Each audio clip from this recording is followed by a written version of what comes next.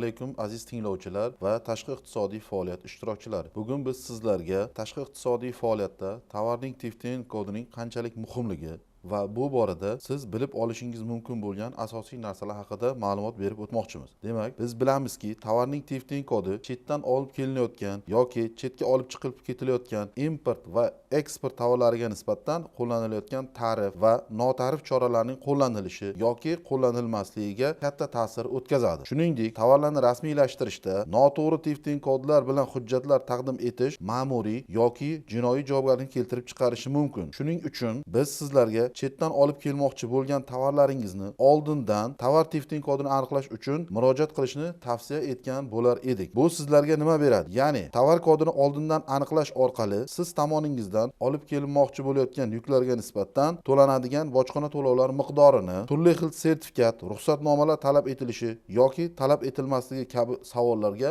oldindan javob olish imkoniyatini beradi. Tovar kodini oldindan aniqlash uchun bojxona qo'mitasining customs.uz sayti orqali elektron murojaat qilinadi. Ushbu elektron murojaatda bojxona kodeksining 371-moddasiga asosan quyidagilar ko'rsatiladi. Ya'ni tovarlarni tasniflash bo'yicha dastlabki qaror qabul qilish to'g'risida so'rov, tovarlarning to'liq tijorat nomi, firma nomi, asosiy texnik tijorat tavsiflari va tovarni bir ma'noda tasniflash imkonini beruvchi boshqa ma'lumotlar ko'rsatilgan bo'lishi kerak. Zarur hollarda mahsulotning fotosuratlari, rasmlari, chizmalari, pasport va ushbu dastlabki qarorni qabul qilish uchun zarur bo'lgan boshqa ma'lumotlar va hujjatlar taqdim etiladi. So'rov bojxona organiga kelib tushgan kundan e'tiboran 20 kun ichida ko'rib chiqiladi. Arizachi tomonidan ma'lumotlar, hujjatlar va materiallar tovarlarni tasniflash bo'yicha dastlabki qaror qabul qilish uchun to'liq bo'lmagan hajmda taqdim etilgan taqdirda bojxona organi dastlabki qarorni qabul qilish to'g'risida so'rovda bojxona organiga ariza berilgan kundan boshlab 20 kalendar kun ichida qo'shimcha ma'lumotlar, hujjatlar va materiallarni berish zarurligi to'g'risida arizachini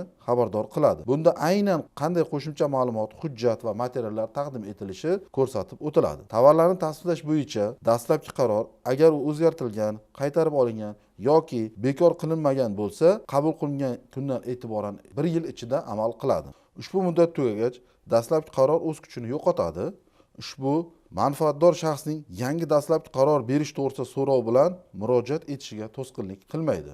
Hurmatli fuqarolar va tadbirkorlar, mavzu yuzasidan kimni qiziqtirgan savollar, takliflar bo'lsa, Samarqand viloyati bojxona boshqarmasiga murojaat etishingiz mumkin. Siz tomoningizdan berilgan savollarga va takliflarga biz tomonimizdan albatta javob beriladi hamda ko'rib chiqiladi. E'tiborlaringiz uchun rahmat.